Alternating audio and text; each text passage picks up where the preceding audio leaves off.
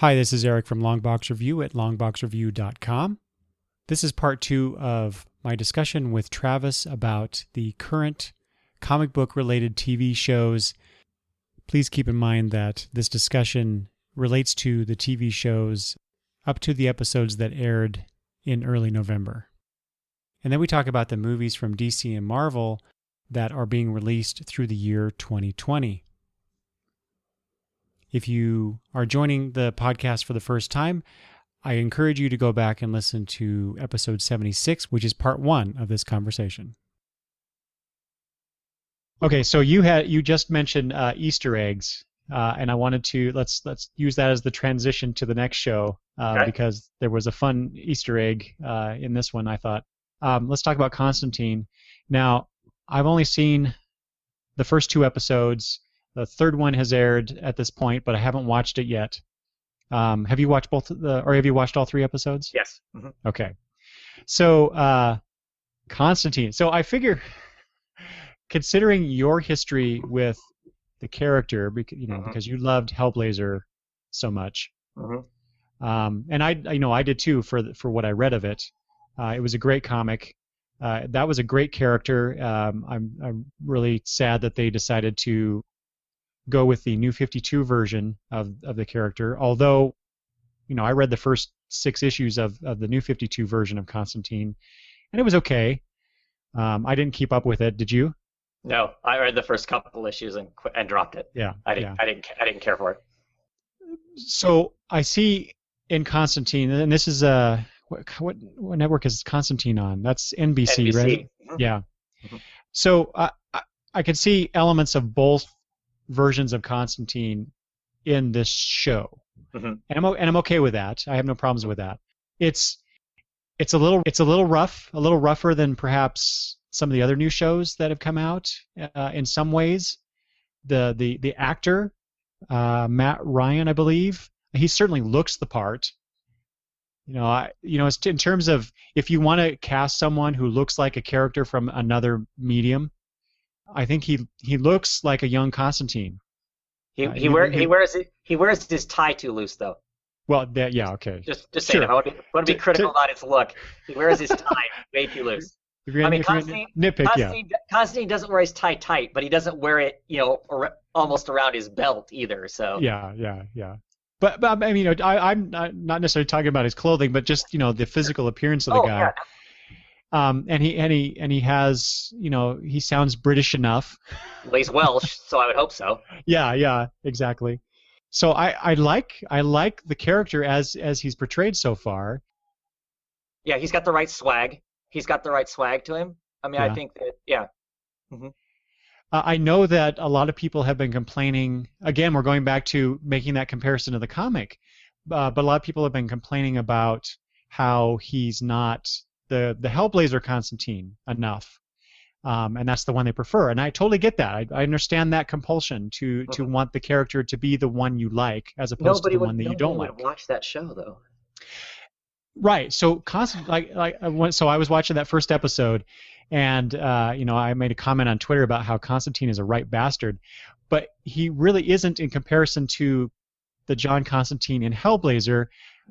But I don't think that would work on network TV.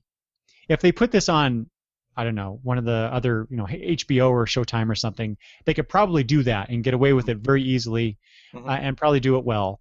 But it's on NBC.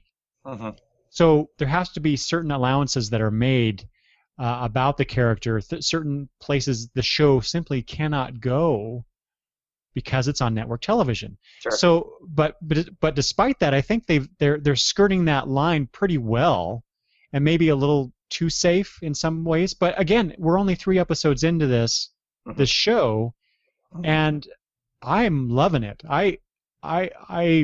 This is the show out of all the new shows that I'm watching that I intend to watch, within days after it airs, because I love the setup, I love the premise of it. I'm enjoying Matt Ryan's portrayal of Constantine. The deal he has set up with that angel, I find intriguing. Depends on where they go with it, really. I don't like that part. Oh, however, I will say on the other side of that, it seems a lot. It seems a little too much like. Do you remember the show Travis Brimstone? Hmm. Oh yeah. It seems a lot like that kind of that setup, and the whole the part at the end of the first episode where the female lead of the show, I can't remember the character's name now, Hmm. but she's the one that could scry with her blood, Right. and so she had placed all those droplets of blood all over the United States. It gives them a map. Hmm. It gives you an instant. So here's our 5-year plan. If we make it to 5 years on the show, we could we have all these bad guys to go defeat, just like Brimstone did. The 113 souls that the character had to go get. Because I remember you and I talked about this. Before social media was a big thing. Yeah. And we talked about, oh, hey, that actually gets them to about 5 years if they do one soul per episode. Yep. So I kind of got that feel. There's been comparisons of the show to Supernatural because it's Constantine going out and defeating these spirits or some evil presence, just like in Supernatural. Yeah. So just remember, folks, that that Hellblazer came first. Supernatural is mined right. from the comic. No, wait. Are you saying literally? Castile, they have said, was an homage to John Constantine, the character Castile, the angel, the way he dresses, the trench coat, the tie. I thought he looked familiar. They have specifically stated that his look and whatnot is a homage to the John Constantine character. So right, okay, whatever. Not that it matters. I don't.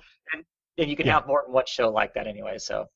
Well, but I think it does need to distinguish itself a little bit more because Supernatural is pretty popular. It's not a show I watched the first few episodes again, kind of like Arrow, and I thought, well, this is too melodramatic for me. It's a CW show. It's a CW show, right? Mm-hmm. But it's hugely popular. Oh yeah. So I do think that Constantine needs to distinguish itself a little bit more from the setup. However, Constantine, the character himself, is, I think, pretty interesting. I want to say that's not the right word. Provocative enough to hold my interest at least, and hopefully everybody else's who's watching, because I really dig this show in general so far. It's in a tough time slot. It's Fridays at 10, right? 10 o'clock on Friday night is a tough time slot. I'm really surprised that they did that. But that means that pretty soon it will be back to back with I think with Hannibal, which is another show that shocks me that it continues to get seasons. I love that show too, but and it's an off the wall, pushing the envelope of network television in my opinion. So that'll be interesting. At any rate, that's as a side note. I'm really enjoying the show. Of the shows we're talking about, I think it's the better of the show. I think it's the much more polished. Really? I think so. I think it's wow. a better show. I think but part of that kind of surprises me you say that. But part of it is it's my thing. I like this kind of thing. I mean, that's part of it. There are some beefs that I can get into the nitty gritty beefs I have with the show, and some just basic ones. One of them that kind of bums me out is the angel thing bothers me, in the sense that John Constantine from the comic book, he doesn't have those kinds of motivations. In the TV show, they've given this motivation. Look, you may be able to buy your way back out of hell if you do enough good deeds for the angels. Is kind of what you get the impression from the pilot, right? And the character in the comic book has never had that kind of motivation. His motivation is I'm selfish and I really don't feel like going to hell, so I'm gonna do whatever it takes to not go to hell. But this is one of those concessions that network TV has to make, right? Because he could be the bad boy, but he has to have a heart of gold to some degree, right, and be motivated by more than just self-preservation to be the hero, the hero of the story. Sure, I get it, and I'm one of those people. I may be in the minority. I think that even in the comic book, even in Hellblazer, at the end of the day, John wants to do the right thing. He doesn't always, and his version of what's the right thing can sometimes be jacked up. But so I understand, completely understand why in the TV show they have him have that motivation. That gives us the consumer, us simpletons that watch television, a direct. This is why he's moving where he's moving. It makes it really easy. It makes it nice and clean and simple for us. He's clearly on the side of good because he's working with angels. So obviously he's doing the right thing. Well, I hope they play with that some. I hope they play with the fact that maybe God's strict word may not be as simple as what, and I hope they play with that. I hope they have the balls to take that someplace, because clearly even this Constantine that they have in the TV show, like I said, he's got some swag. He's he'll talk back and stuff, and I want to see him question and kind of go to some of the stuff that's going on. So I'm hoping we see more of that. I was kind of bummed in the pilot, where they show the whole why he was in Ravenscar, which I have problems with why they have him in the version of Ravenscar that they have. Sure. The comic book was way cooler, but at any rate. That's too much backstory, Travis. I know. I wanted to see the severed arm. I wanted to see him come away with the severed arm. I didn't want to see her wholly get pulled off. I wanted to be that extra trauma there. No, wait. This is NBC, Travis. Come on. Yeah, at 10 o'clock. But anyway, I mean, they got, you haven't seen the latest episode, but there's people actually exploding in the latest episode. I mean, in big gouts of blood. So, yeah. No, I like the show. I think it hits most of the notes that it needs to. Like I said, I could get into the why I think the comic is still better. I hope they develop the characters more. I hope there becomes more of a storyline than each week we fight a monster. Because right now all it is a twisted version of Scooby-Doo and in the mystery van pulling up to the next monster and whacking it. And I want there to be more than that. I love all the little things they put in it. The helm of Dr. Fate's helmet in there. Right. So that's the Easter egg thing that I wanted to point out that got us into this. Right. Go ahead.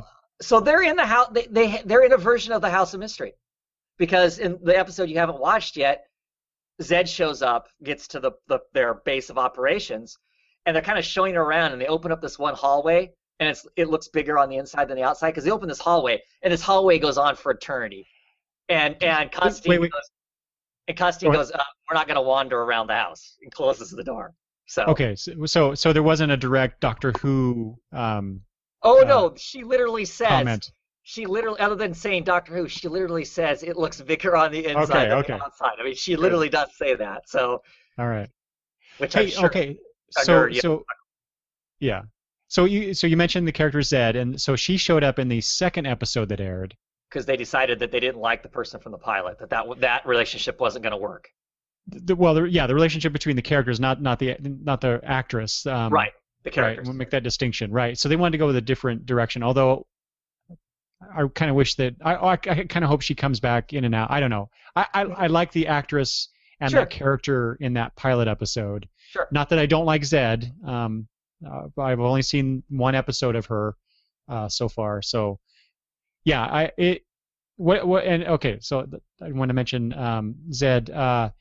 Did you know that they refilmed some of the pilot stuff because of that reason, because of the change in direction? So I'm sure they refilmed the ending of it, right? Yeah, exactly. So yeah, that whole bit at the end where Chaz shows up and says, I don't remember the character's name now. Right, that she left or whatever. Right? That she's just gone. So that was all new.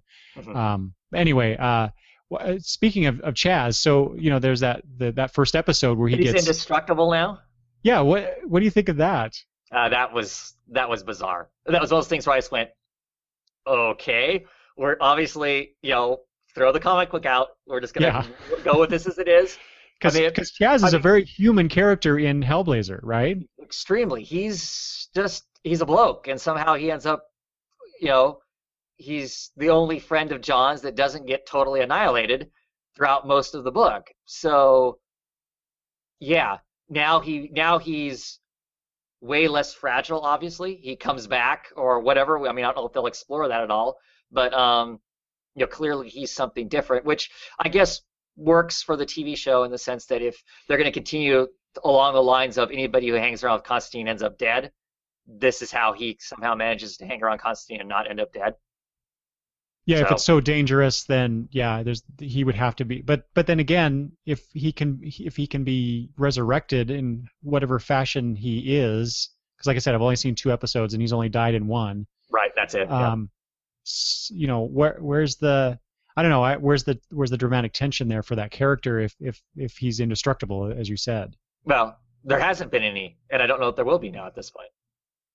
I mean, the character's been around, I mean, he hasn't been any kind of a And focal. So yeah, and don't you find that interesting? Granted, you know, they decided after the pilot that they wanted to go in a different direction with the female lead, and mhm. so they bring in Zed, and so they use that second episode to introduce the character and get us interested in her. So I can understand them not focusing on Chaz more than they have, but at the Mhm. same time, he's Constantine's buddy.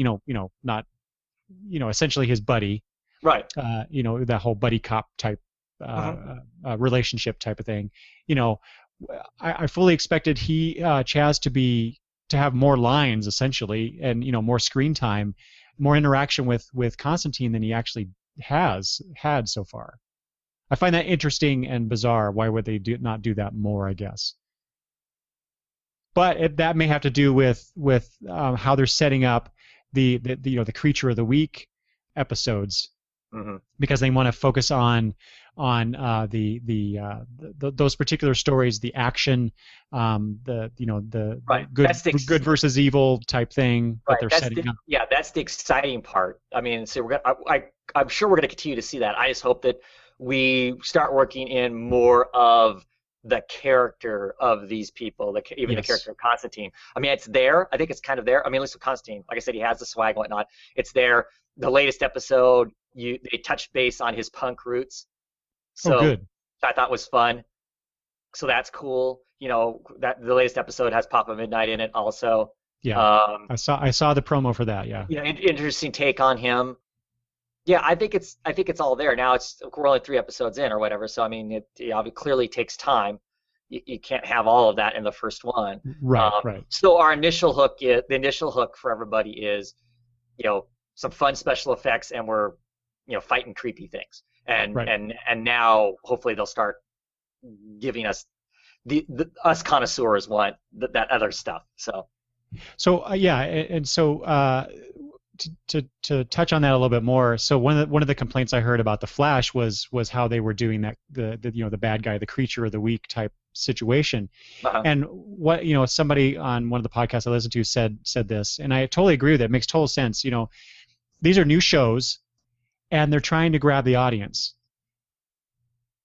The producers of the show have no idea, after making a few episodes, who the whether or not they're going to audience be is. whether they're going to continue. Well, yeah, Right. that, but whether or not they're going to be allowed to continue, right, to Mhm. get a full season pickup at least, right?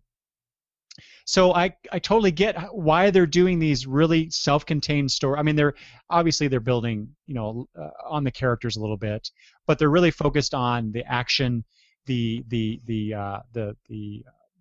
plot device of here's the bad guy, here's his powers, Mhm. how are we going to defeat him, that kind of stuff in the Flash. So now that they've, like in the case of the Flash, they've got that full season order, they can now move beyond that a little bit, safely, knowing Mhm. that they have 20, 22 episodes ish, whatever, however many CW does in a season. So I can see the same thing with Constantine. They need to focus on these really self-contained stories, get people interested in the show, Right. and then develop those things. But obviously, like you say, in that third episode, they're already starting to give a little bit of more backstory with Constantine, and Mhm. introduce Papa Midnight, more characters from the book, etc. So I used to be really, just like some people that I just mentioned, the critical of how TV shows start off, but not realizing that it's because the producers of the show are trying to get more people to watch and get that more secure continuation of the show. So Mhm. I'm really hoping, just like you, that this show really grabs me, and just because of the character and the content, I really like not naming the actual show, but supernatural elements of it. Mhm. Despite the fact that I don't watch Supernatural, and I understand your objection to the whole angelic angle, but Well, I I like I I like get I it. like the angelic stuff. I'm really hoping that the angels end up being portrayed as not perfectly good characters, and I kind of got that sense from the actor who's portraying that angel. I can't remember the character's name, the angel's name in the show, nor the actor's name, but he was on Lost for a while. I know that. Mhm. But his portrayal of that character seems a bit sinister in some ways, which I liked. But I totally agree with you about Constantine's connection or lack of connection with the angelic host in the book, Mhm. unless of course it's a means to an end for him. He gets something out of it as opposed to what they presented here. But I'm okay with what they've set up. I can forgive that for now and but hope that the whole angel versus demon thing isn't as black and white as they've kind of set it up to be to some degree. Go beyond that, make it more gray and less black and Well, white. as long as they don't introduce too many demons that have personality and are going to sit around and have conversations and stuff like that to really turn it into a battle between you know, between the heaven and hell, I think they'll do okay. I mean, at some point we're gonna engage long term. I'm assuming long term evil nemesis, of some sort. I can't imagine that they're gonna that all the villains are gonna be kind of nameless, creature kind of things. But I don't know. We'll see. Like I said, completely understand why the angelic thing is there and stuff. Just I guess the part that really didn't settle well with me on that whole aspect was when basically the angel puts forward the possibility of you know you're going straight to hell and this might save you. Him getting misty-eyed about really there might be a chance to save my soul Yeah, you're right. versus Yeah, you see what I'm saying, versus John Constantine would go, hell yeah, I've got a way to get myself out of this now. In that moment, he lost the Constantine swagger that they've done a good job of him capturing all the way along. Because, I mean, not to say that in the books John doesn't have weepy-eyed moments, but they're a different kind of a weepy-eyed moment than that. To me, it was like this. It was a soft part that doesn't match up to my version of the character. It was just that moment that, like I yeah, said, if they instead of it being that way, if it would have been more delivered, if it would have been more of a, yeah, I've got a way to get out, I'd been liking it more than the kind of misty-eyed, my soul may not be lost forever thing. So, yeah. but still, like I said, really like the show. I watch it while I stay up. Normally, I'm a person that goes to bed by 10 o'clock or somewhere around there. I stay up. I watch it. I record it too, but I watch it live. I don't.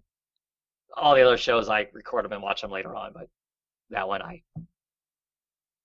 am excited to watch. So I Yeah, yeah, exactly. look Same with forward to me. Friday and watching it. So Yeah, yeah.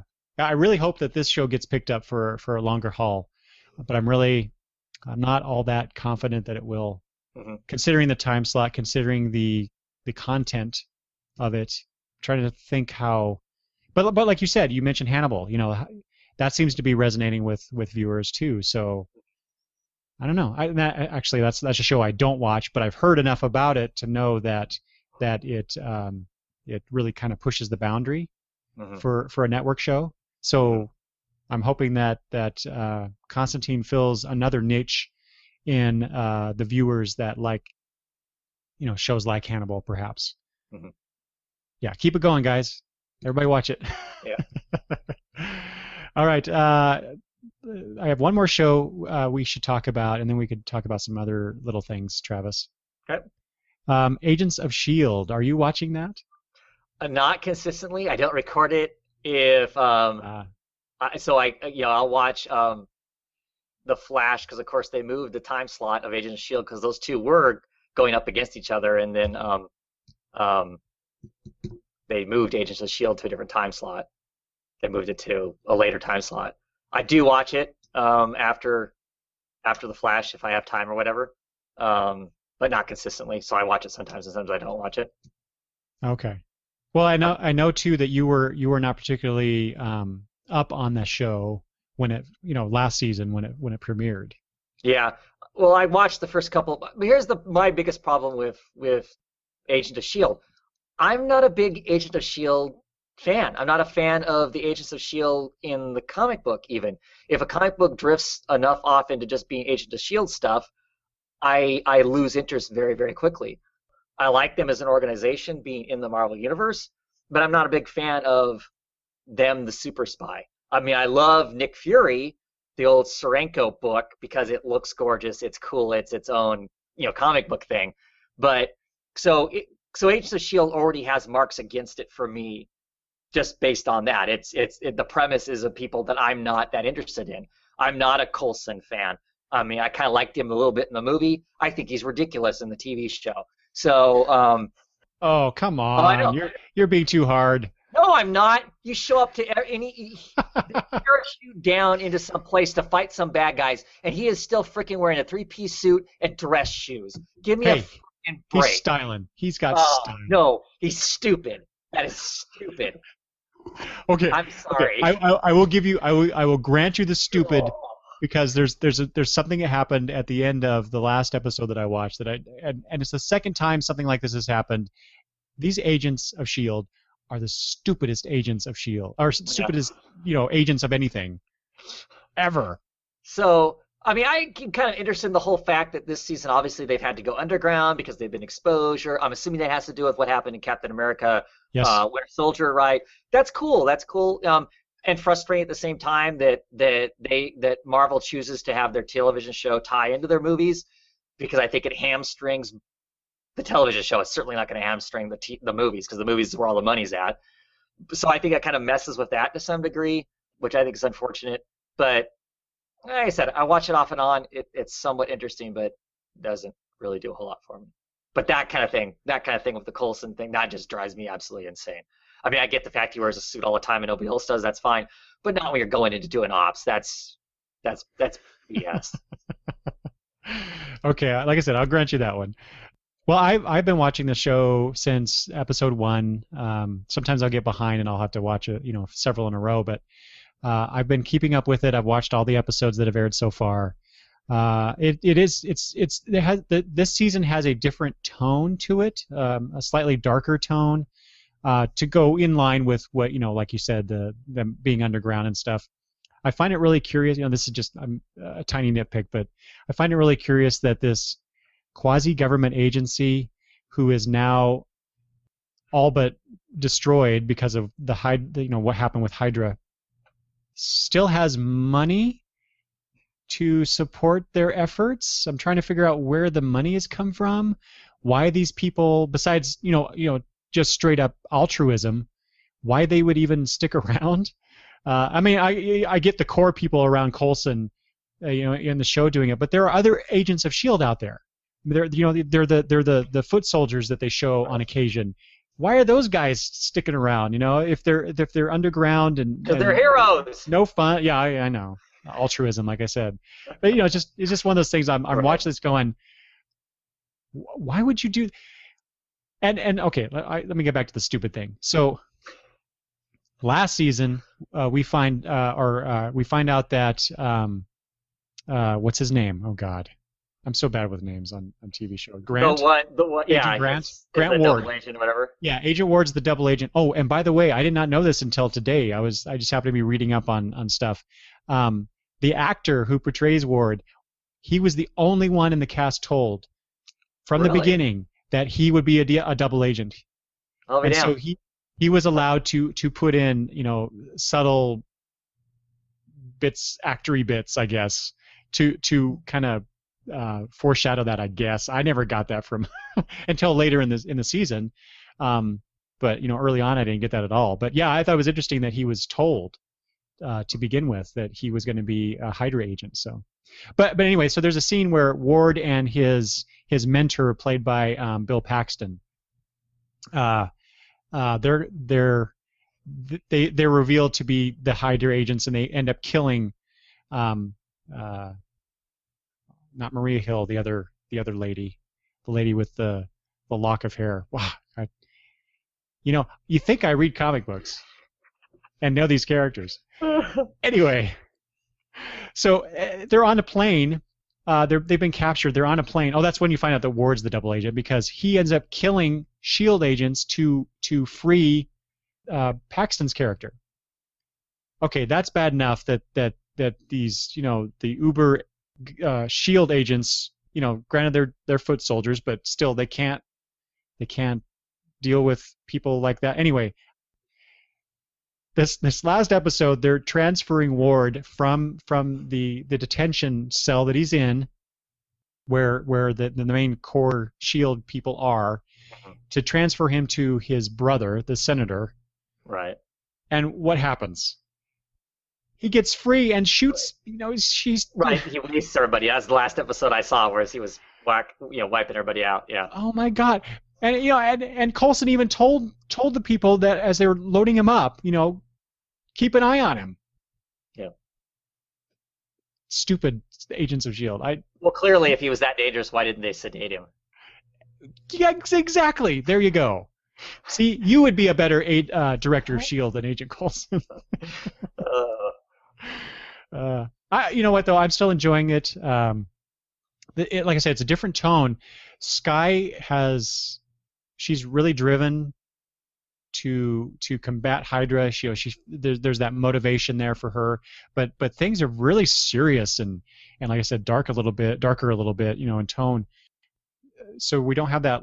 I mean, we still have lighthearted moments, because Coulson's Coulson. He just throws out these, right, typical one-liners. Well, I mean, like I know that season 1, and I haven't consistently watched it, but season 1, kind of the funny people were the two scientists, right? Fitz and Simmons, yeah. Simmons. They were kind of amusing. Their whole, being the stereotypical science, the way scientists, the way they deal with stuff, and that was all kind of amusing and kind of cute and whatnot. Well, I don't know what happened because I didn't watch the end of the season, but obviously, well, the one actress is now in The Flash, right? Isn't that the same actress? Is it not? It's not. Okay. No. I wasn't sure if those two scientist ladies, to me, they look exactly the same. I thought they were the same actress. But anyway, no. Nope. Okay. But anyway, so obviously something really bad happened because, of course, she comes back, her hair is all jacked up. She obviously was with Hydra at some point or whatever. And he's a total basket case. He's a complete wreck. So, right. What, he got head trauma or something? Yeah, sort of. Ward threw him out of the plane or something? Yes. So yeah, Ward was told to basically take Fitz and Simmons out, and instead of just shooting them like you would expect someone to do when they're being ordered to kill you, right? He put him in this compartment and then shoved that compartment out of the plane, and they went into the ocean, knowing that they could probably figure a way out, and they did, obviously. But what happened was that so they blew the compartment out so that they could actually get out of it before they ran out of air, and then get to the surface. But in doing so, they only had enough air for one person. So Fitz, I think Fitz is the guy. Yeah. Fitz gave Simmons the canister of air. He gets the bends, huh? And so he was without oxygen enough that he has brain damage, and that's why he has the difficulty communicating, and maybe I have brain damage, which is why I can't remember these characters' names, and has difficulty with the scientific stuff that he's doing. In the meantime, Simmons went undercover at a Hydra scientific facility to get what she could out of it. She's now since been found out and then has rejoined the team. Right.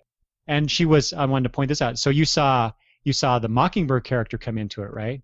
Mm-hmm. Which I love that actress. I love that actress. Yeah. What she was?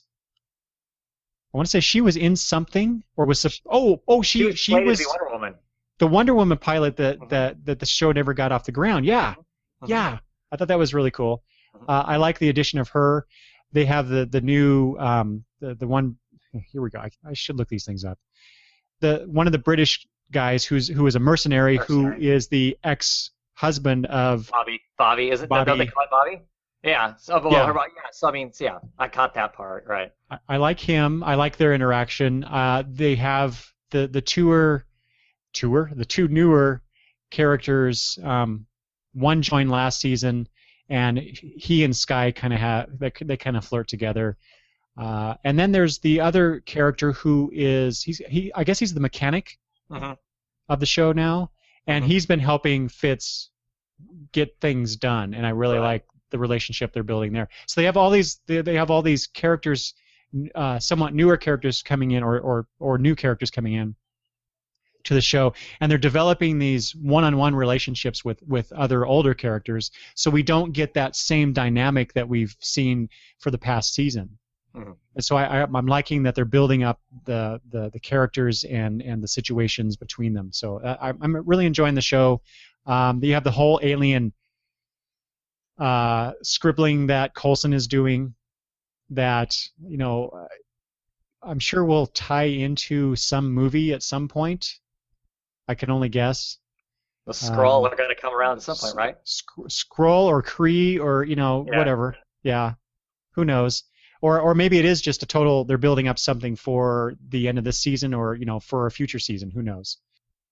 Yeah, I'm enjoying it so far. It's definitely not. It's a show that I'll watch. I'll sit and watch when I can. It's not a must see like Constantine is for me. Mm-hmm. I'm really like Constantine and Flash. Those are the ones I want to keep up on out of all these shows. The other ones I'll watch when I can. My kids really like Gotham, so that's why I'm up on it all the time too. So. Ah, okay. Well, my 8-year-old, soon to be 9-year-old granddaughter, she really wanted to watch that show, and so Mm-hmm. we started watching it. I was told, well, I think by you Yeah. and by our friend Greg, because he's watching it too, that maybe I should preview it Yeah. before. And yeah, I did, and she's watching it with me, and she continues to want to watch it. So we'll see how that goes. Some of the things in it, I'm a little like, oh, maybe she shouldn't be watching that, but Yeah. it's not as bad as God, I don't know. Walking Dead. We don't Oh. let the kids watch that show at all. Yeah. When like I said, when my daughter and her fiance comes over to watch it, we have the girls go, our two granddaughters, 8 and 10, go to their room and play in there. Yeah. Definitely. Yeah. Okay. Anything else we want to say about any of these TV shows that we were watching, Travis? I think so. All right. So what we got coming up? So they in, I think it was the first episode of Agents of S.H.I.E.L.D. It might have been the second of the season. They had Agent Carter make an appearance, and I think it's the same actress as the Agent Carter that we saw in the Captain America movie. Mm-hmm. As well. And as we know, there's an Agent Carter series coming out. It's supposed to be like when Agents of S.H.I.E.L.D. goes on hiatus for the mid-season. Right. Agent Carter is supposed to come in with I think it's an 8 or 9-part miniseries, something like that. Mm-hmm. So I'm looking forward to that. I don't know. How do you feel about that show? I'll probably give it a shot and watch it. I mean, I'm curious about that. So she's an interesting enough character on her own that I think that Mm-hmm. depending on what they choose to tell for a story, that could be fun. Okay, and then we have iZombie, which is based on the Vertigo comic from a Mm-hmm. few years ago. Mm-hmm. I looked it up real quick this morning, Travis. I didn't see any indication of when that was going to appear. Yeah, I don't know. They had a lot of talk about it for a while, and now it's just kind of like the talk has quit. So, but Yeah. I thought it was like a done deal. I mean, I thought they, Mm-hmm. had shows in the can and everything even. Well, I understand. I'm sure that's true because I understand that it was considered a mid-season replacement for something that was not going to, obviously go forward. Okay. So we haven't made mid-season yet. So maybe spring it'll be out. Mm-hmm. And Who then is that? Do you remember where that's being? Is that AMC? I that don't. where I don't remember. I can't remember if that's at AMC or if that's something. Okay, cool. Here, I'm going to look it up real quick. In the meantime, and then we have Daredevil in 2015, the Netflix series Mm-hmm. coming up. Now, the other Netflix series that they talked about, they haven't mentioned any time frame. So Dates, they're coming, but they haven't even said if it's 2015. I assume that they'll release these throughout 2015 because they're supposed to be, short seasons as I recall. And so they'll start with Daredevil, and I'm sure they'll move on to the next one. And being Netflix, they'll release all the episodes of the season all One at shot. once, right? So they'll do that one week, and maybe a few weeks later or a month later, I don't know, I'm totally guessing here, they'll release, Luke Cage, and then Iron Fist, and Jessica Jones, the Alias one, and eventually, of course, the Defenders. Am I missing? Was that it? Was it just those 4 and the Defenders? So there's 5 series that they're doing. I think so. Yeah. There's also iZombie. I looked it up. It's on CW. Oh, is it? Oh, Yeah. okay. So obviously they're waiting for some, maybe Arrow will be canceled mid-season. You wish. I know. No. I don't wish that at all. I'm just hacking on you, Travis. So there's also the Powers. What TV show? In quotes. Yeah. I don't mean to belittle it, but because it's really, I mean, I love the comic. Bendis and Emming have created a really interesting take on a superhero comic with the Powers title. Mm-hmm. When I heard that they were producing a possible TV show for it, I'm like, oh yeah, hell yeah, I'll watch that. I love the comic. I bet the show will be good. And then I heard that maybe it wasn't going ahead, and then it suddenly it was, but it's a PlayStation. PlayStation. Thank you. I was going to say Xbox. I'm like, that's not right. It's a PlayStation show. Mm-hmm. Sony's producing it. Well, yeah, because that isn't that they're behind PlayStation, right? Sony. Mm-hmm. Yeah. So I don't know. I don't mean to belittle it at all because obviously Netflix is a different medium to a delivery medium from Mm-hmm. quote unquote television, right? Mm-hmm. But I guess I have a hard time getting behind something that I can't access unless I have this special equipment to do so. Get with the times, man. I guess I don't have. I guess you could look at it 2 ways. One, that obviously they've been struggling to get that show made, but Bendis and them believe in the show. Yeah, that's true. Because it was kind of quasi greenlit a half a dozen different places. It seems like Fox had it at one point. It sounded like it was going to be on something else at some point or another. So I mean, obviously it's had its ups and downs. They had actors all hired and were doing pilots, and those actors are all gone, and now they've got totally new people. So obviously it's gone through some aches and pains. I think it's kind of, frustrating, obviously, if you don't have a PlayStation to watch it and whatnot. I do. So, but do you plan on watching it? I'll probably give it a shot. Yeah. Is this something that you get? I am not familiar with PlayStation, so is it something? Do you have to pay a subscription, or how does that work? How do you get to watch it if you have a PlayStation? Well, I'm assuming I'll be paying for it. I'm assuming I'll pay for a subscription for that or whatever. Like you have games, you could download content or whatever to add to the game, to add more stuff to the game if you want. I'm assuming it's gonna be along the same sort of lines. I have no idea. So is it? Do you think it'll be? I assume that they'd offer you could buy individual episodes like you can from iTunes, or you can buy for a season pass. I would guess, but it's new. That's just it. So I'm okay with it because it's new. It's a new way of delivering, quote unquote TV to me.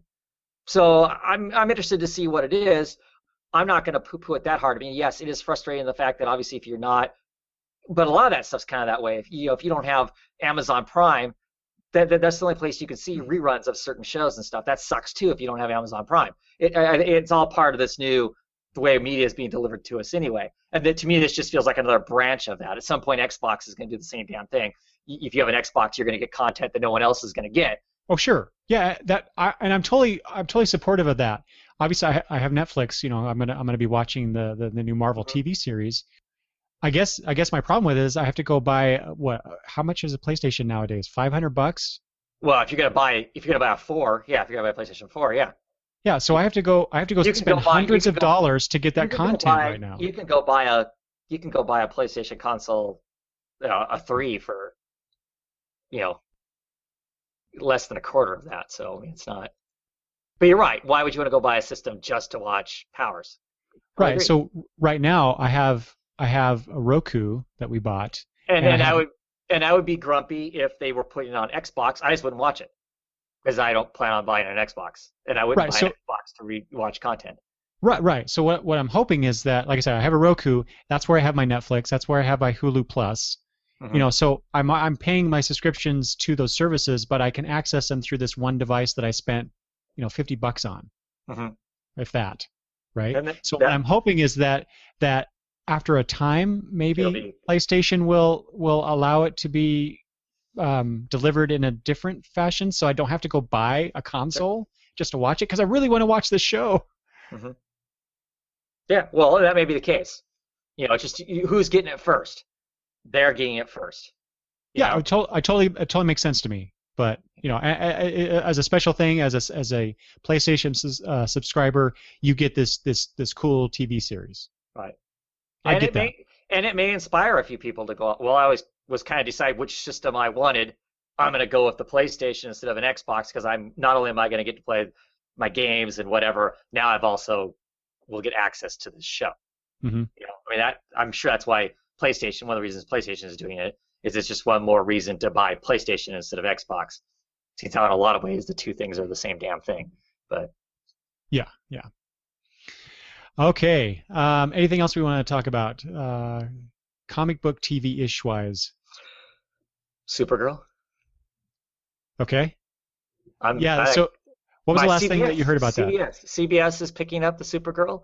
Oh, they did. Okay. Yeah, that's where it's going to be shown at. That's who's got it right now. Is that CBS, which of course CBS is the one station that's not in the superhero game yet, or comic book T Hmm. shows, because Fox has got a show, NBC's got a ABC, show, NBC. ABC's got Yep. a show.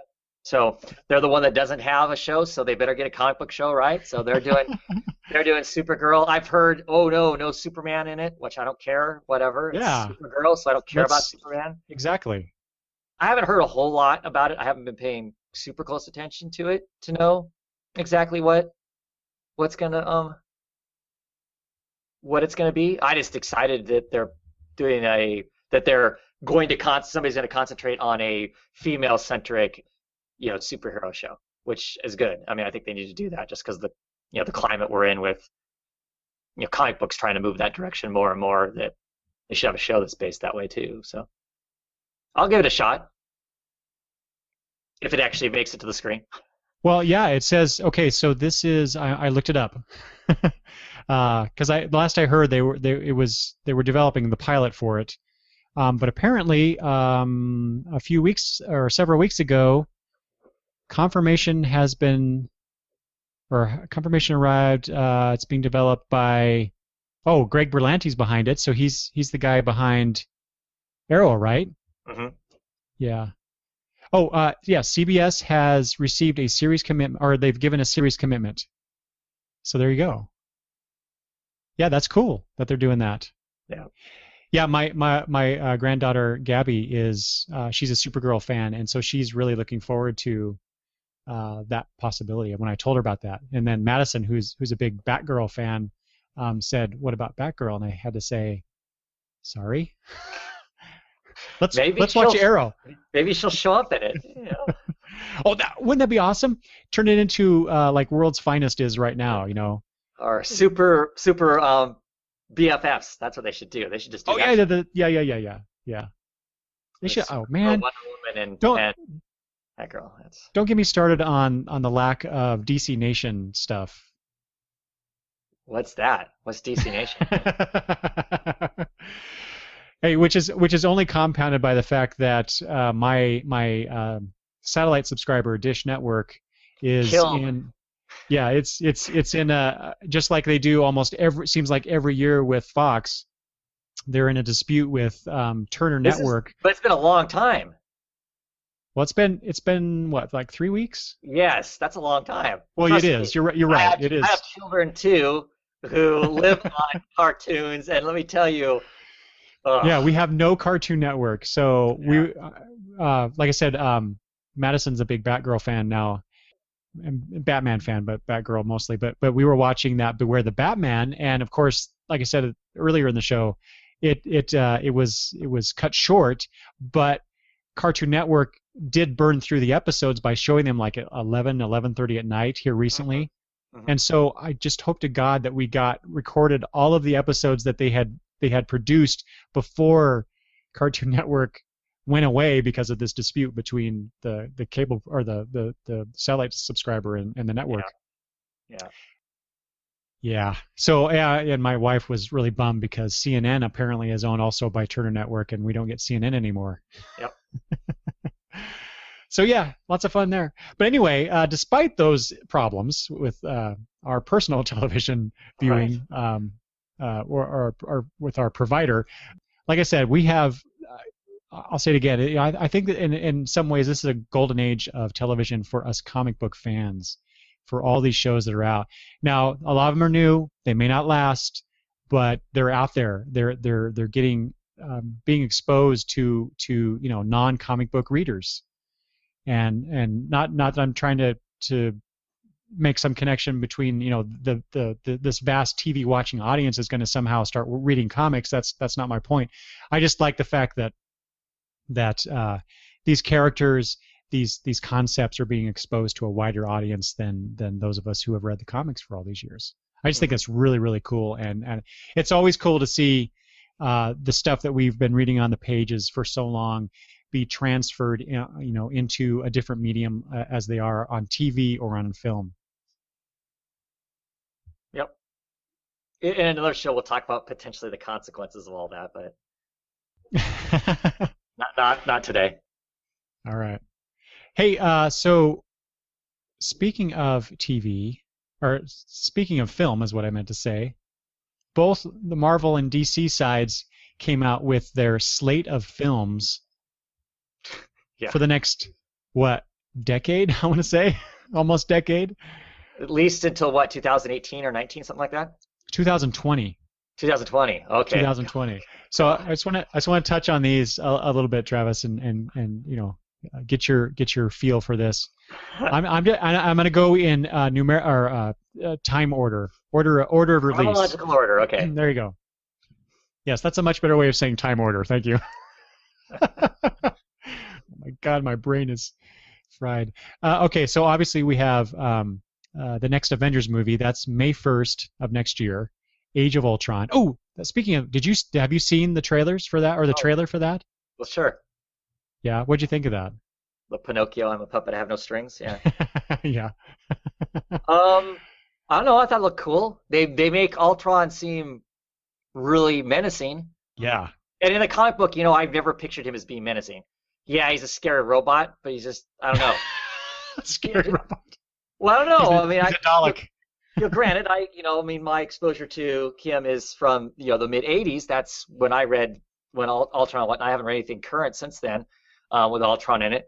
But yeah, he was just an annoying robot. That was made of adamantium. Obviously, made him hard to fight. But it never struck me as being scary. Sinister. Whereas, yeah. Whereas in at least the trailers I've seen, he comes across as being really sinister, as being this scary thing. I'm like, ooh, that's kind of exciting. I mean, I will definitely be in line to watch the movie. So Yeah. Did you also see? I saw this. This is part of the trailer, but it's so quick that I think you miss it. But I saw this originally on Tumblr. Somebody had taken screen captures of the trailer, and they focused on the very quick scene, like I said, of people trying to lift Thor's hammer, and yeah. And so it was really cool to see watch Thor react as Steve Rogers actually lifts it a tiny bit. Yeah, it seems like it moves. Yeah. Yeah. Then Thor has this kind of panic look, like, oh crap. Exactly. Yeah. That was awesome. I can't wait to see this movie. I think it's gonna be a lot of fun. Yeah. Okay, then Ant-Man is July 17th, 2015. Yeah. I still can't believe there's an Ant-Man movie. Me either. Come on, it's cool that they're doing Ant-Man, right? Oh, not a doubt. It could probably be a really cool movie, but I'm just thinking Ant-Man, of all the things, why the hell would you greenlight that right away? It just boggles my mind. It really does. Well, considering how well Marvel Studios has done with their releases, I mean, I totally, it's like Guardians of the Galaxy. I'm like, really? Guardians of the Galaxy? And that version of Guardians of the Galaxy? I'm like, really? And you know what? People responded to that. I was really surprised at how well that movie did. And I did enjoy it. I'm sure I will enjoy Ant-Man as well. But yeah, like you, I was like, really? Ant-Man? No excitement around seeing that at all. Yeah. Let's see. Then the next one is March 26th. So we only get 2 superhero movies in 2015, and during the summer. The next one is March 25th, 2016, and that's the Batman Superman Dawn of Justice movie. Then, oh wait, no, wait. I'm sorry. My information here is skewed. I don't know why they presented it this way. I'm looking at something that I reposted on Tumblr and it's wrong. So Captain America: Civil War is, unless this is a misprint, is May 6, 2015. And then you get Dawn of Justice with Batman versus Superman. That movie makes me nervous. Yeah, me too. Well, I'm sure we'll talk about that some other time, but years from now. Yeah. That's right. Civil War, though, Captain America: Civil War. I mean, so Marvel Comics has recently announced, I think at New York Comic Con, maybe or maybe it was more recently than that. Civil War. They're going to do a new Civil War, and they're going to, or maybe I'm thinking of Secret Wars, a new Secret Wars. Well, all of that. They retreading. They teased all of those. They teased all of those events. Yeah, but events they've already done. I think it's all going to fall under one event. I think for the comic book, just to let you know, I think that all is going to fall under one sort of something, their own version of Crisis or whatever. I think. Well, yeah, that's the speculation I've heard as well. But I found it interesting that they named the next Avengers movie Age of Ultron when at the same time that they announced that they had a miniseries, a miniseries event called Age of Ultron, and now we have Captain America: Civil War, and they've announced a new Civil War situation. So it's really interesting the synergy between Marvel Studios and Marvel Comics that they're being very closely worked through, I guess. Yeah. And obviously, many people out there in internet land, and I've had thoughts myself. Why can't Warner and DC work more closely on their properties as Marvel does? But you know what? I'm of the mind now that I don't want them to. I would love them to stay as far away from each other as they can. Obviously we don't want Warner and DC to mimic what Marvel has done, and so like I was going to say. They're different properties, they're different attitudes. I'm just going to let them, let's see what happens. Let's let them do their own thing instead of, tearing them down before the fact with their expectations. I know, runs contrary to... That wouldn't be the internet, and that wouldn't be fandom. What the hell are you talking about? I know. Let's see here. Suicide Squad. That's... talk about, we're kind of being critical of Ant-Man, like why Ant-Man? Suicide Squad, that's kind of along the same vein, isn't it? Except for people love Harley Quinn, and people were pretty excited for that brief tease that was in the Arrow, and people were excited by the cartoon. So, did you watch that Batman Escape from Arkham? I haven't seen Travis. It. See, that's what I keep hearing. So, I think it's good. So yes, I can see it for those kinds of reasons. It is weird though. It's because it's going to be, of course, a movie about bad guys. Because they're bad guys. They clearly have to be bad guys. I was frustrated to see over the weekend that they announced that they are courting somebody for the Joker for the show. And my first question is why the hell is the Joker have anything to do with it? It's the Suicide Squad. And everybody jumped on me about, whoa, Harley's in it, so it's got to have Joker. No, it doesn't.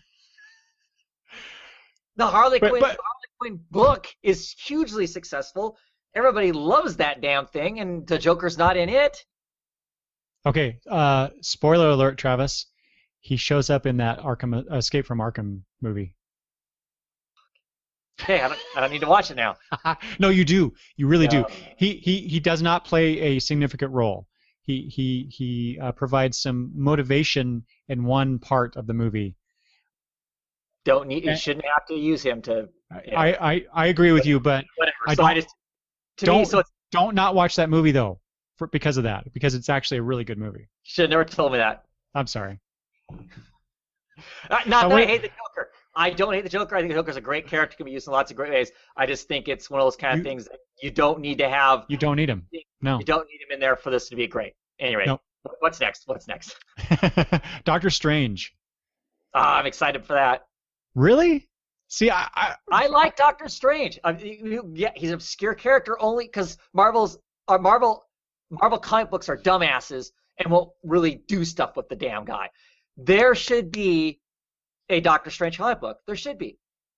I'm hoping this makes a Doctor Strange comic book, and I'm hoping that it doesn't have to act like a movie. But I like the Doctor Strange character. Always have. I like magic superheroes. So if they're going to make a magic superhero movie, Doctor Strange, I'm excited about it. I will admit I would be more behind a Doctor Strange movie as opposed to an Ant-Man movie for sure. Way more personal. Oh, so what do you think of the? I don't know if this. I thought it was confirmed, and then I heard it wasn't. So I don't know what the latest news is about Benedict Cumberbatch being cast as Doctor Strange. That's what I heard. If that's the case, if he actually is going to play the Doctor, not that Doctor, but Doctor Strange, I totally will be behind that. He's awesome.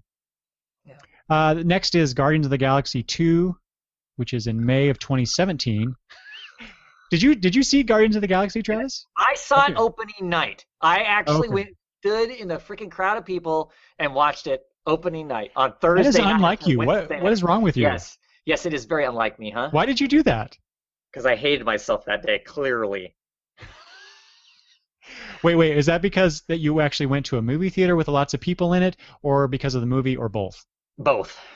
Really? You didn't like Guardians of the Galaxy? It was okay. It was complete. I mean, there was more content in the Avengers movie. And to me, the Guardians of the Galaxy movie was absolute and utter fluff. Okay, I could see that. I enjoyed it. It was good, but yeah, it was like, okay. I watched a movie about these guys. Special effects were kind of neat. Yeah. And I just thought, man, I paid top dollar and sat with a bunch of obnoxious people for this. Yeah. Well, okay, but wait a minute. You haven't explained why you went opening night. I don't know. I don't know what got into me. You just decided it's just sure. On a whim. What the heck? I decided, what the heck? If I'm gonna go, I'm gonna go and experience the whole pageantry that is going to a wonderful superhero Marvel movie. So that's okay. So next up is Wonder Woman in June 2017. Yay! Yeah, yay! And I'm excited and very scared at the same time. So yeah, they could totally screw this up, but well, yeah. I'm really looking forward to it. I'm glad they're finally doing a Wonder Woman movie. Yeah, way past time. Then next is Thor Ragnarok, is in July of 2017. I'm really looking forward to that. I really like the Thor movies. In fact, I like them better than the Iron Man movies in general. I've enjoyed the Thor movies, but I haven't seen any of them in the theater. I've watched them all. Oh yeah. Way after the fact. Yeah. Well, I think a lot of these, except for maybe the Avengers, I think any of these you can wait and watch. You don't have to go to the theater to see them. It's not like the spectacle on screen is any better served by the widescreen offerings. I don't know. Black Panther in November of 2017. Again, like Wonder Woman, I'm looking forward to that. I'm excited about it. I just don't know any. There's not a whole lot to say about some of these things because we don't know anything about them other than they're doing them. Right. That's surprising. That one's surprising to me. Other than from we need a diverse cast. That's the only thing about it that doesn't surprise me about it. Mm-hmm. I mean, I don't know the motivations obviously behind the studio for doing it, but that's kind of what it feels to me like. Is that to some degree that's what that is. Well, maybe, but I'm glad they're doing it. Because it's not a character anybody talks about. Exactly, but like Ant-Man. Yeah, but Black Panther's cooler. Yeah, I know. Yeah. And if they do anything, if the characterization is anything at all like what Hickman has been doing in the new Avengers comic, man, I will be, and Doctor Strange for that matter, because he's in that comic too. Right. Uh, if they do anything along those lines, pick up any little bits from that comic, that the portrayal of those characters in that comic, I am totally on board with that, because those, especially Black Panther, the stuff that they're doing, setting up between Black Panther and the Aquaman guy in Marvel. Submariner. Namor, yeah. Wow. Oops. I know. Whoops. Sorry, Marvel fans out there. That stuff is just like, oh my God, the animosity and the détente that they set up with these characters, just it's just awesome. I get excited about it. I love that book. Then we have the full-fledged in November. Same month as Black Panther, apparently, just a couple weeks later. Justice League, a movie called Justice League. So we get that. Followed by excited for that. Yeah. For the now. potential's there. The potential is there. Just don't screw it up. Followed by The Flash. And okay, so let's talk about that for a second, Travis. So they made I saw a post by someone who works at Marvel. I won't dignify it by calling attention to him. But he had put out there on his Twitter feed, how much of a how dumb can you, or how stupid can you be by releasing this information about the Flash movie when your new TV series is a week old or 2 weeks old or whatever it was. What a dumbass. So what do you think about that? About stupid. Which stupid? What he said, or his comment is stupid. They're two completely different things. TV franchises and movie franchises are completely different monsters. Clearly, the person who works on a level of television isn't necessarily the person who's going to work on a level of movies. And DC and Warner have both clearly stated many times now that their TV world is not tied to their movie world. They're two completely different beasts and whatnot. It doesn't take anything away from the TV show or the actor who's playing the Flash to announce that somebody else is playing the Flash in a movie. That's just dumb. And to think that we, the consumers, are so retarded that we can't grasp the idea that they're two different things is pretty insulting, I think. So whatever. So in the case of Marvel, they basically just said all of our TV shows are going to be less than, because we can't introduce an actual honest to God superhero in our TV shows, because there's no way you can afford to pay Robert Downey Jr. money to actually spend more than a nanosecond in like with Nick Fury, yeah. Right, a nanosecond in the thing. So that sucks. I think that sucks. I know that regardless of the level of DC show I'm watching, there's the potential for anybody to show up. I could be watching The Flash and Superman could show up. I'm not limited by the fact that there could be a Superman show up in the thing. Whereas with the Marvel, I know that's what's going to happen. So I think it's just dumb. I think it's dumb on a lot of levels. I think it's immature Marvel management bullshit to be saying that. Excuse me. Okay, but let me provide a counterpoint, even though I don't want to, sure. because I agree with you totally.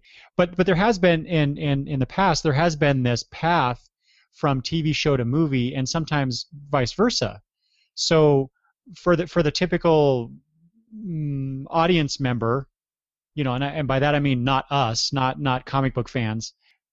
I would think that people who are aware of the TV show The Flash because it came first, and then they go see the movie The Flash, or maybe because they go see the movie The Flash because of the TV show, and then you get this totally different universe, different actors, different situations. Is that going to? Okay, so you know where I'm going with this. All right, so basically you're saying that the average consumer is stupid, is what you're saying. Well, no, not that.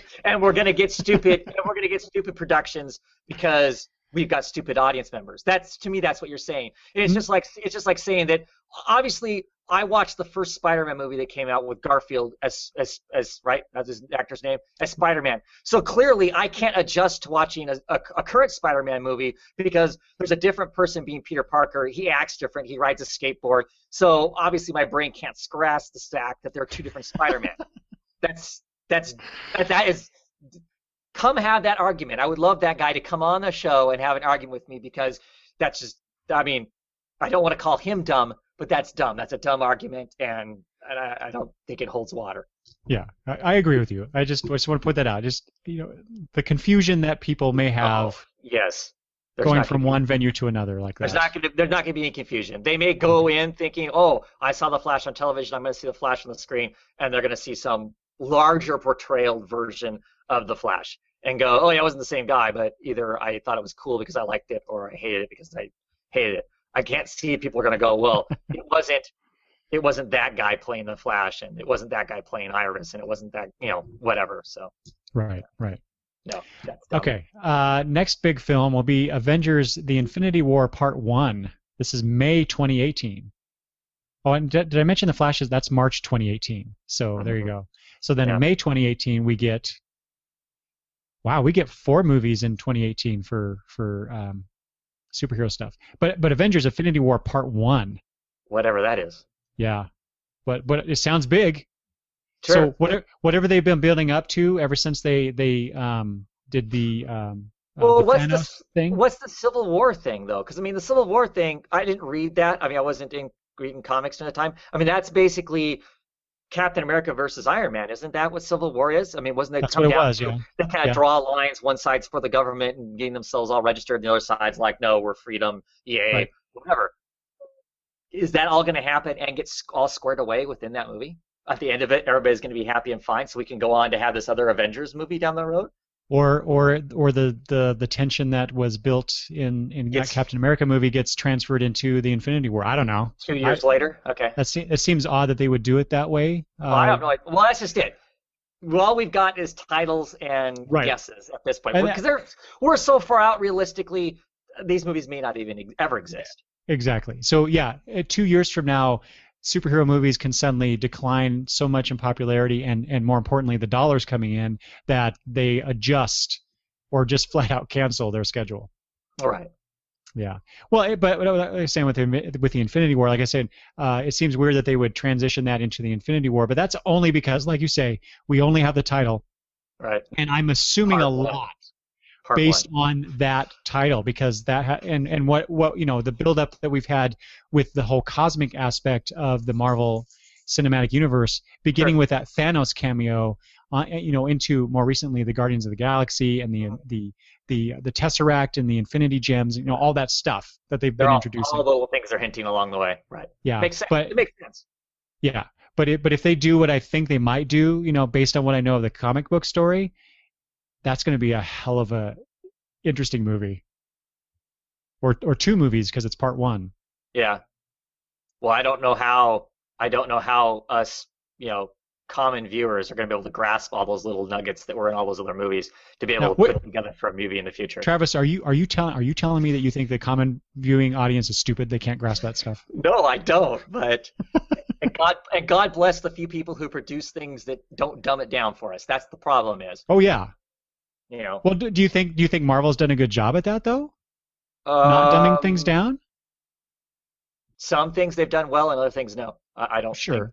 But in general, they're not. I mean, like Thanos, they didn't spell that out who that was until Guardians of the Galaxy, I think. Right. Maybe not even then enough. I mean, we obviously know who Thanos is, but I mean, they just introduced the character, and obviously he's a bad guy or potential bad guy. I mean, that's all we really need to know in general.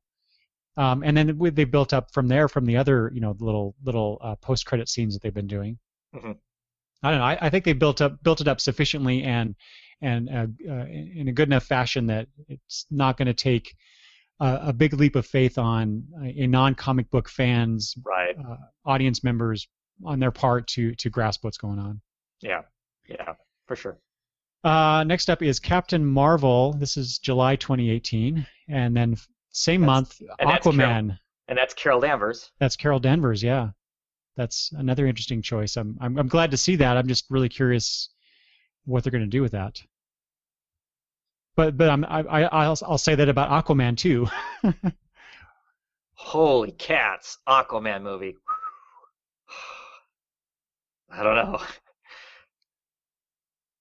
I'm not sure how to read your response there, Travis. I know Okay, how much of a fan you are of that character. It's like Ant-Man. It's one of those movies. It's like, really? Because, and Okay. here's the reason why. as much as I have fun picking on Aquaman, it's just one of those things I have fun doing. Especially when you're on, I deeply love to pick on Aquaman. But I mean, because I think Aquaman, the character, is cool and he works well in a lot of stuff. But he is the butt of anybody who even has the slightest grasp of comic book nerddom. He's a joke. That's the joke. So to take something that is the joke and then try to make a 2-hour movie out of it, where he's not Aquaman from the Brave and the Bold cartoon. Oh God, please no. I like that portrayal in that situation, but no, I don't want a movie out of that. Okay, but do you see what I'm saying? So it's just, to me, it's like, wow. I mean, that's, not to say you can't make a cool movie of it. Just to me, it's like you're fighting a lot of this other thing that says that he's, in some way a joke or another. Sure. That is and in pop culture, he's a joke. I mean, you look at Big Bang Theory, he's a joke on Big Bang Theory. Okay. Who's made to dress up as Aquaman? It's a joke. I think in pop culture, to a large degree, he's the thing you laugh about. So to try and make a movie about it is hard. I don't know. I think the average person who happens to know that Aquaman even exists and does not, this person does not read comics. He talks to fish. He's the guy that talks to fish. That's it. That's all they know. I think the butt of the joke aspect of him that's us, Travis. That's people who read the comics. Okay. When I get some free time, I'll search the internet and send you all kinds of pop culture references that make. I don't know. I just. Well, no, hold on. No, those are two different things. Pop culture references and the typical person who would go see a superhero movie is what I'm talking about. Okay, there are overlaps. I'll call my mother up and record the phone conversation about Aquaman just for you. All right. And I'll poll some people as well, and then next time we get together we can compare notes. But I mean, they've got this kind of badass guy gonna play Aquaman, so I can't remember. Who is that? Okay. I can't remember his name. It starts with an M. He was in Game of Thrones. He played the big, oh jeez, forget it. I can't remember what that character's name is in the show either. So his name starts with an M. I have no idea either, so I'll have to look that up. Next in 2019. Oh wait, no, I'm sorry, still 2018. Oh wow, we get 5 films in 2018. Holy crap! The Inhumans. It's in November, apparently. Mm-hmm. That's interesting too. Yeah. What the heck? From a non-comic book perspective, who the hell are the Inhumans? Well, how is this any different from the Guardians of the Galaxy? That's true. It's true. There's a cute dog in it, so it'll do well, right? Yeah. As long as they concentrate on Lockjaw, they're golden. Well, this is Marvel Studios' mutant line, non-mutant mutant line, right? Because they don't have the rights to do X-Men. Right. All part of that conspiracy. They're going to move everything to the Inhumans and establish that everybody's an Inhuman as opposed to a mutant. Mutant, yeah. Yeah. Well, we could talk about that. But I'm excited. Angle of that some other time. I'm excited for that, though. Just the idea of getting to see a live-action Medusa is pretty awesome. I think so. You're the second person I think that I've encountered that has basically said that the same thing, and identified Medusa specifically. So that's interesting. Okay, so now we're into 2019. Oh my God! So this 4+ years away. Shazam comes first, and then Justice League 2 in June. Mm-hmm. And then we get the Infinity War Part 2 from Marvel. Now, Shazam, I can see that to some degree. Although, why would you not have another Superman movie instead? Because Shazam and Superman are basically the same kind of character. Yeah. So why do Shazam? Except that they want to introduce that character, I assume, for the Justice League movie. Mm-hmm. If they do, I'll just say I cannot stand Shazam in in the comic books nowadays. The New 52 version of Shazam, hate him, can't stand him. Do not like the portrayal of that character. I don't like the whole Marvel family. I think the whole Marvel family came out of the New 52 shakeup just well, what there is of it is weak. I mean, I don't even think that Are you talking about Black Adam. Oh, okay.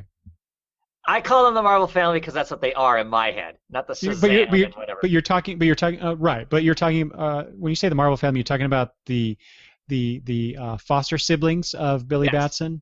Okay. Well, no. I mean, just the whole thing. You know, Billy Batson, the whole Mary Marvel, you know, Captain Marvel, the superhero characters that you're talking about. Right. Okay. And Black Adam, they all came out of this thing. Right. Less than. And The Rock is apparently going to be Black Adam. Mm-hmm. I heard that's the last thing I heard. I think that's a pretty good choice in terms of the look. Yeah. I think he'll make a great angry badass, you know, Black Adam. Now, so I assume this will be a big one-on-one versus movie between Shazam. You know, it'll be an origin story of Shazam, and then it'll be a big fight between him and Black Adam. Mm-hmm. I can only assume. I guess that'll be fun. But like I said, if they portray Shazam and Billy Batson the way that he's being portrayed right now, man, I'm turned off already. Yeah. And then finally, last two films, 2020, Travis, 2020. I feel old. So let's see. I'm not going to say. Let's see. So this is 2014. So let's just count from 2015. So that's 5 years. Oh my God. Yeah. I just realized how old I'm going to be. Yes. Like I said. Ugh. As long as they allow walkers into the movie theater, I'll be okay. Oh, you're not going to be that old. Come on. Oh my God. Well, Travis, that means Green Lantern comes out. My kids will be graduated. Comes out a few days before your birthday. Oh. And if I'm doing my calculation correctly, that's a big birthday for you. Yeah, it is. Isn't there you it? go. I'm sure it will not be celebrating it. There's a way to celebrate right there. Hey, you could go on opening night again. There you are. Hey, so do you think that Green Lantern will be Hal Jordan again, or do you think they'll give us a different Green Lantern? I bet you it's Hal Jordan, but I kind of wish it would be John Stewart. Give us the good Green Lantern. Unless they give us John Stewart in the Justice League movies, it's going to be Hal Jordan. Yeah. It's got to be. Sure. And then finally listed here, but it looks like it comes out before Green Lantern. So Green Lantern is the last movie in this slate that we get. Where's Cyborg? Right, that's what I'm going to say. It's apparently because the way that this list is presented is just weird, but that I'm reading off of. But that's April of 2020, and you get Cyborg. So again, it's like, Cyborg's the Ant-Man of the DC Comics here. It is. It is just weird. It's weird. Other than planting a diverse character within the movie DC universe, it's weird, isn't it? Cyborg? Really? Well, other than he's a member of the Justice League in the comics, and so that leads us into the third Justice League movie down the road, I presume. Yeah, I guess. So. Still seems weird to me. Yeah. Well, yeah, some of these choices are weird. But anyway. Okay, so which one out of all these oddball ones that we've been talking about, which is the weirdest one to you? Aquaman? No, Ant-Man. Ant-Man, yeah. I still come to that too. Ant-Man and Doctor Strange are the most obscure of all of these things. I mean, everybody kind of knows who Aquaman is. I mean, the name's at least been thrown out there. I don't know how often Ant-Man gets thrown out there. To me, I think the average person who doesn't know comic books hears Ant-Man, that's kind of like that's a joke, or that's some ancient comic book character back when they used to name people simple things like Superman, right? Yeah. Not anything against people who like Ant-Man. I mean, I've read stuff that I've enjoyed Ant-Man in, don't get me wrong. But to me, it seems very, very obscure, and for it to be coming this soon just seems really strange to me. Unless they're going to tie it into the Avengers movies somehow. Well, isn't he responsible for Ultron? Well, see, that's the thing. The best I know, the Ultron is a Tony Stark invention, from what I've gleaned. But yes, in the comics, Ant-Man did create Ultron. Okay. So I don't know that they're actually making that connection in the movies. Okay. I don't know, whatever. You know, it's strange to me. It's strange, but we'll see what Hmm. happens. I mean, I'm sure it'll make a bundle of money. Are will you not see any of these movies that we've just talked about? I'll see them all. Yeah. I don't know that I'll see them all. I may not see them all in the theater. I don't know. Some I'm excited to see in the theater. I'll be going and seeing them sooner than later. Some it'll be if I get to the theater. Some it'll be, can I get to a cheap matinee to watch it kind of thing. But no, I'll see them all. They're superhero. I end up seeing all the Yeah. superhero stuff. I mean, I Yeah. don't. At some point, it's not. Yep. You know, Well, okay. So which ones are you most excited about that you will definitely see in the theater? I The will see Avengers and Wonder Justice League? Avengers and Justice League movies. 100%. I will see those. I doubt I will see the next Guardians of the Galaxy in theater. I mean, it's going to take somebody else in my proximity to get me to go see that. I will not be going, hey, let's go to the movies and see this. Wonder Woman, I will be going to see in theater. I'll probably go opening night to see that in the theater. And so why do you say that? Why Wonder Woman? Just For, just to for be just to be supportive? yes, that's one of the reasons. That's To why I vote will. vote with your That's what dollars? right. That's why I'll go opening night. I will go opening night because of that. I want my dollars to be spent on the excitement of it. Hopefully, it ends up being a great show. On top of that, but I want the dollars to be there so we don't get to hear women can't carry an action type blah blah blah that we keep hearing all the time. That no one there isn't an audience for that because I don't think that's true. Do you think there's an audience for the Black Widow movie?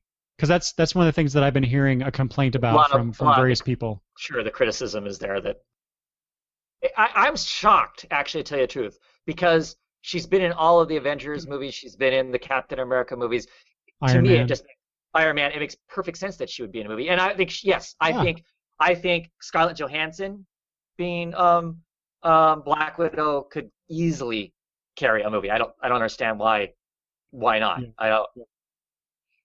And It, and it's an odd choice on Marvel Studios' part. I think. Yeah. to not do it. What they don't think people are going to be interested in that level of a.